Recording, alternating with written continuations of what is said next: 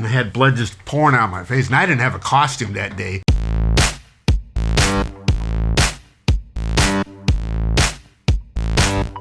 All right, Sal. So, Welcome. Welcome to Sparkplug Magazine's interview, man. So, tell me about it, man. Where did it all start? Where are you from originally?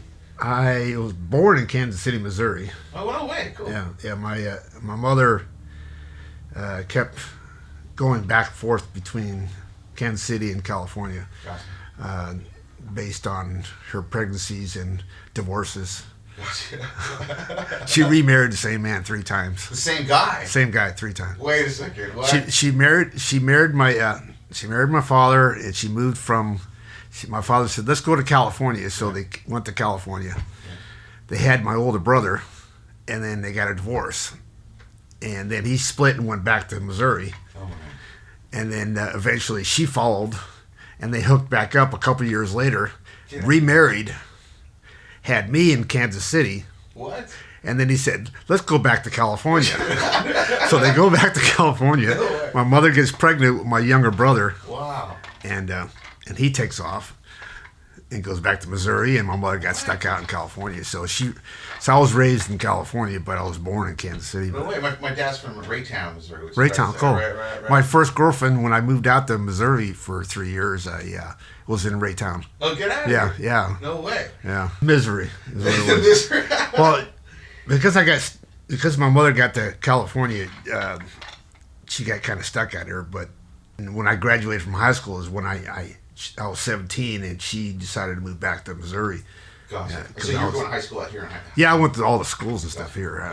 I came out here when I was 2 years old. So. Oh, gotcha. You stayed here while all that stuff was going Yeah, on. so I was here until I was 17, and she decided to move to Missouri, and then I went out there because I was 17. Sure.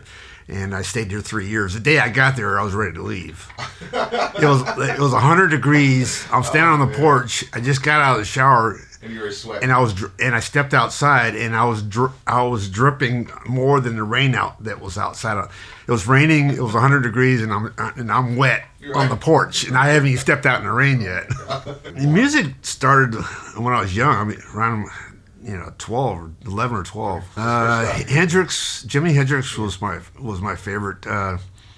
My first concert was Led Zeppelin, 1969. Really? Yeah, at the Forum. Yeah. What? Their first concert. Get out of here. Their first album, actually. Wow. No way. Do you remember? I don't know what the hell my mother was thinking to let me go to that concert, but I found a picture that was in a garage. They were Led Zeppelin was selling them. I must have bought one because it was a picture of the band.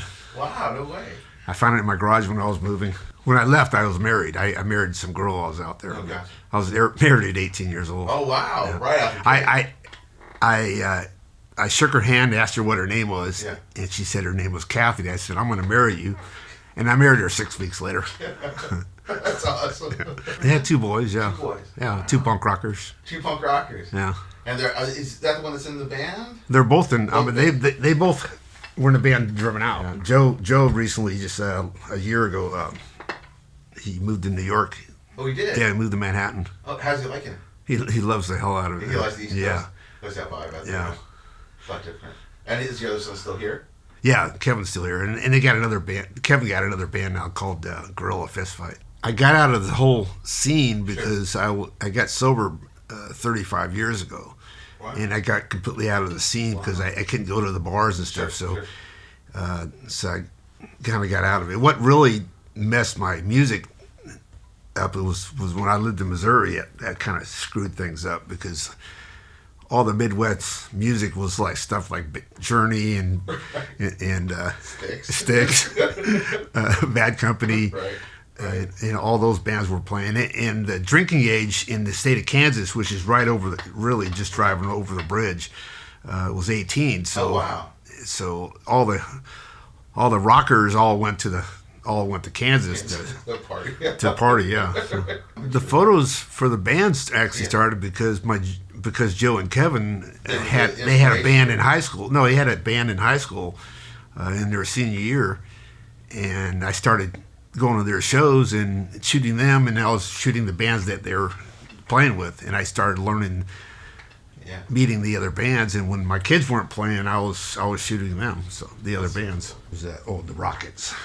I shot them the other day. I still got a sticker in my pocket. Let's see what I wrote down exactly how many I have. 1 million. I got it right. 1,374,917 photos. Whoa. Plus 408. The 408. Where's the 408? What's that? Well, on my page, there's all the albums, right? And then I have a portrait, a landscape, and a square format that are bigger pictures, and all these other albums around it. And I put girls in those shots to kind of sex up the page. I've shot over 2,000 bands. That's crazy. Yeah, that's crazy. Yeah. Mainly local for the most part, yeah. Yeah, the local scene, yeah. The local scene. I was. It progressed at first, and I was shooting everything. I was shooting punk, ska, rockabilly, psychobilly, just whatever I can shoot, you know. And then it went toward punk rock more because of my kids. Gotcha. You know, and I like the punk scene because it's real aggressive. Yeah. A lot of movement. Yeah.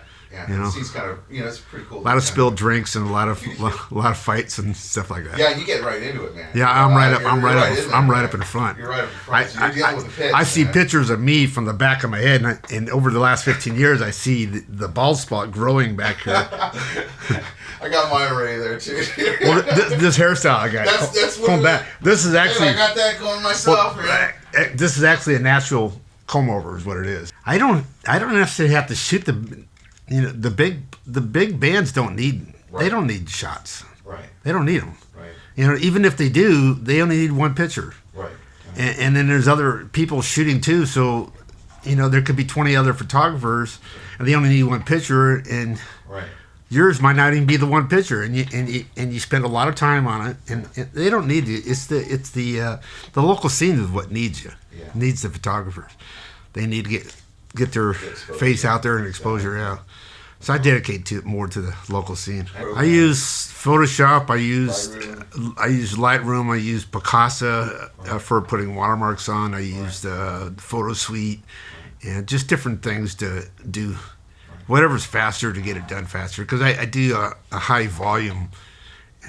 I wasn't really into trying to get the perfect shot. The way I shoot with this pole, I'm shooting in the blind anyway because I'm not here focusing because, You're using like a monopod, right? Yeah, I use a monopod. I use it as a I call, before the selfie sticks came out. Right. This is a selfie stick. Selfie.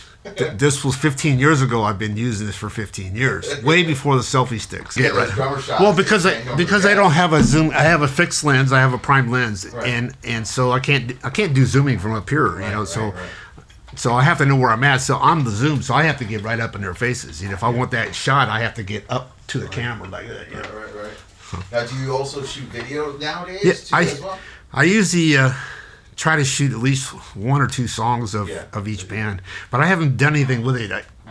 I wanted to get started on going toward video, and things. Life just keeps getting in the way, Yeah, I hear you, man. Yeah, so.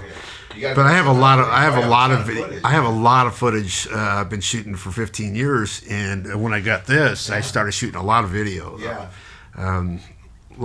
Most of the time, it's their last two songs or their opening songs. Right. Because usually their opening song is the punch in the face, and then and the last two are usually their best songs. Yeah.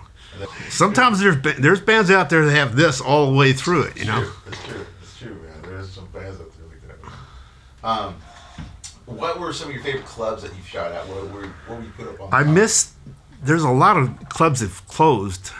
I shot over 374 bars and venues. Wow.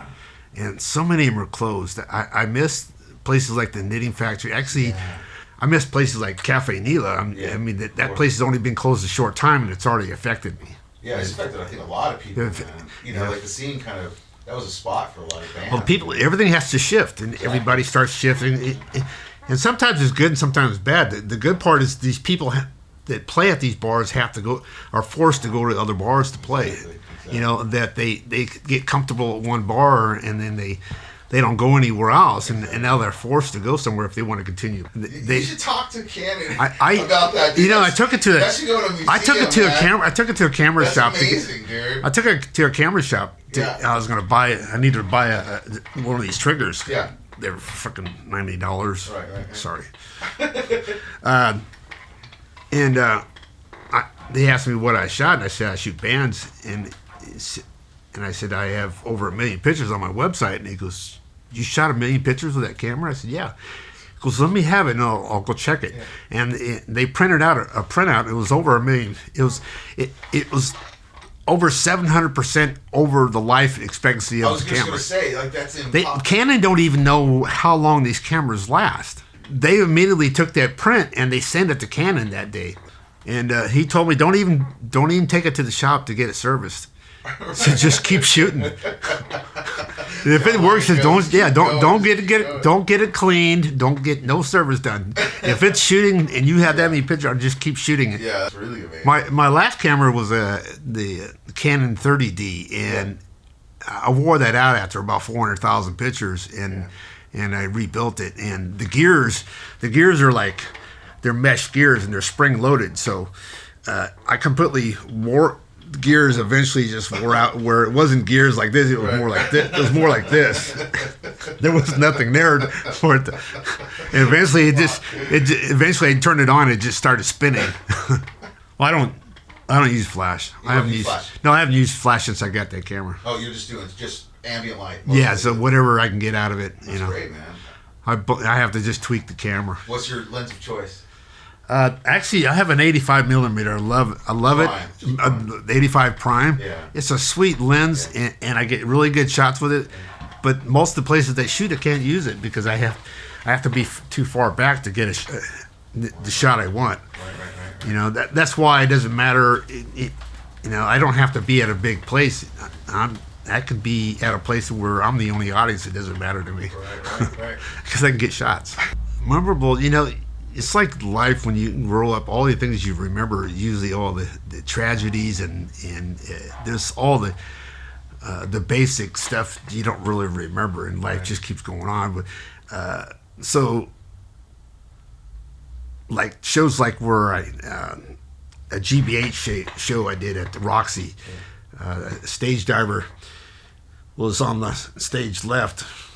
Stage left, and he was coming across behind the singer, and he got behind the guitar player, and I didn't see him because I'm in my lens looking, and then he stage dived, and the guitar player stepped out of the way, and he ran right into me and cracked my skull open. His head hit my head, and it sounded like two coconuts cracking, and my head was the one that cracked. So I had blood dripping down my face, and somebody. I don't remember who it was. Somebody came and helped me. Oh, it was Mary from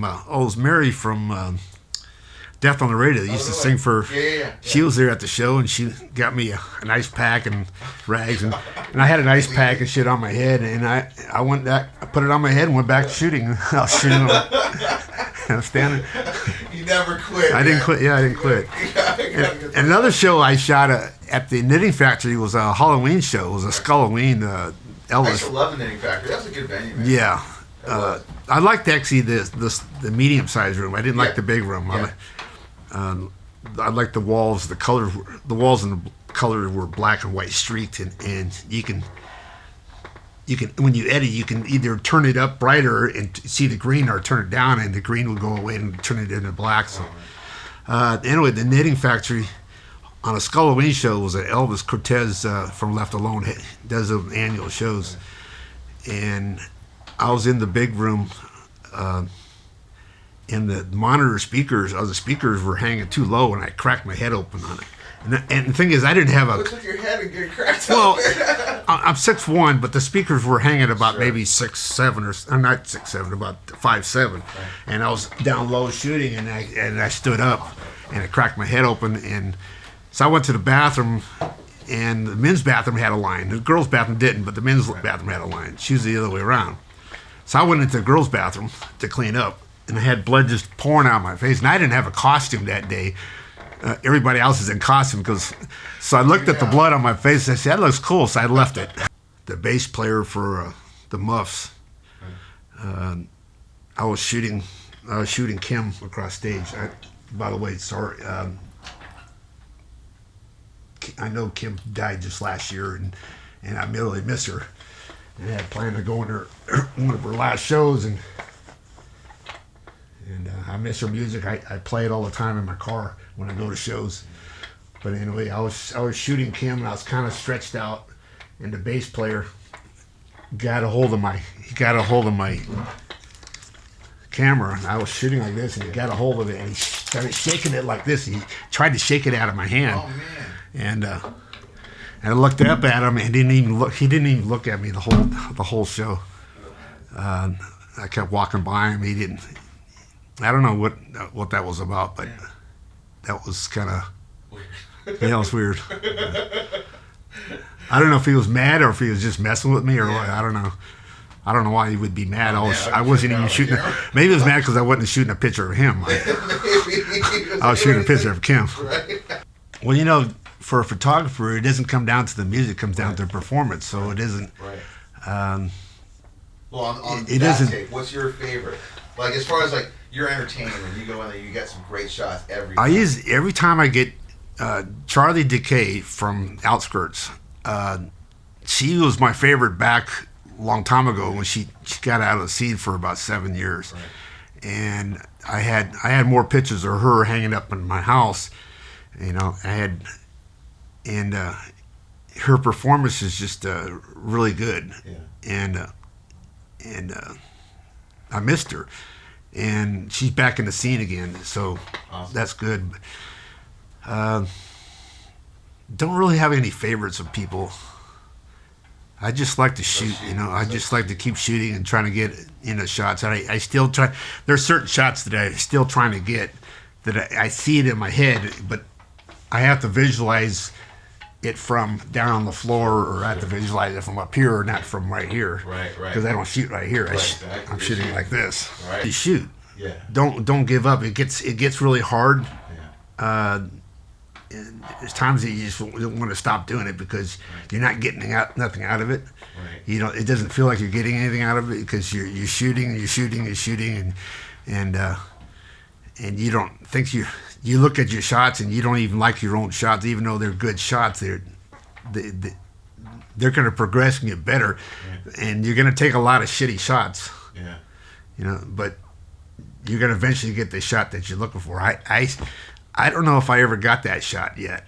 You know, there's a lot of plenty of good shots. Huh? You've got plenty of amazing. Yeah, well, I blow through it so fast that I don't even take the time to look at the picture sometimes. I only spend like 3 to 7 seconds on a picture, and that's it. I look at it and see if it's in focus.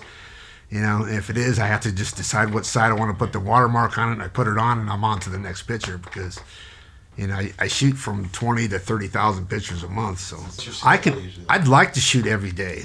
It's better that I shoot only like maybe three bands a night, Right. and then edit during the day because I edit every day. Yeah. I shoot at night and I edit during the day. Right. So I get up the next morning, I load in, and then I edit all the way up until I have to clean up to go out to shoot that night. And I just do that every day. I do that 7 days a week. Shooting every day is fun because I can edit during the day and get out. Right. The next day I do the same thing and just keep repeating it. When I do it the other way, where I shoot Thursday, Friday, Saturday, and Sunday, Right.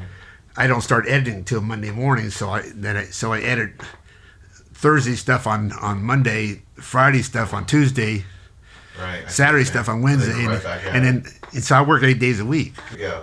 It's on my shirt. People say, "You have a card?" I say, "Yeah, I'm wearing it." But you know, it looks like half the time it looks like this, and I can't see it. But Sal's photos down. Oh, Sal. Oops. Dot. Yeah. And you have million. On my- million pictures anyway, up there. What's up there for people to check out? When I say I've shot that many, when I say I have over 1 million pictures, that's what's on my site. Sure. On my site, I have that 1,374,000. Oh, I want to go back to doing radio podcasts. Cool. Yeah, I want to. I was doing some stuff. I did On the Nod for a year and a half or so, and then I started doing some stuff. Chaotic Radio. I was co-hosting. First, I started going there as a guest, and then I was co-hosting with Cat Monroe, Oh, very cool, man. and then she broke off with her own show, and so I was co-hosting with her once a month, and then I was trying to get mine up and running, called the Big Sal Show. Nice. So I wanted to start doing a podcast again. I'm starting to gather up my equipment right now. Cool, man. I would have started 6 months ago, but I went through a move this last 6 months. I want to start putting out all the videos I have. I have so much video footage that I want to start doing some video stuff. I've shot like maybe a dozen weddings over the years. Right. Nowadays people they get smart and they don't hire photographers. They just invite them to their weddings, and they know they're always going to bring their cameras. Right. Which is fine. I like to. I'd rather not be the main photographer anyway, because you miss a shot. I mean, if you're on a contract and you miss a shot, you can miss a shot. Just the cutting of the cake, anything. It doesn't matter. You can get sued for that. It's fun. I love what I do. Obviously I've been doing it for a long time, and it's getting painful. It's getting harder to do. I'm getting older, and it's getting harder and harder to do. Yeah. It's hard to. I'm having problems with my hips. Yeah. So I'm having pain in my legs and numbness where I have to go wobble and go sit down real fast. But it's not stopping me. That's all that matters. The pain isn't stopping me. I'll shoot with the pain, and then when I get through shooting, and I realize, hey, I'm in pain. But I don't know it when I'm doing it because I'm having fun when I'm doing this. That's all that matters. So I'll keep shooting until I drop. Hopefully I'm shooting a picture when I die, so. My last picture will be the floor when my lens hits the floor.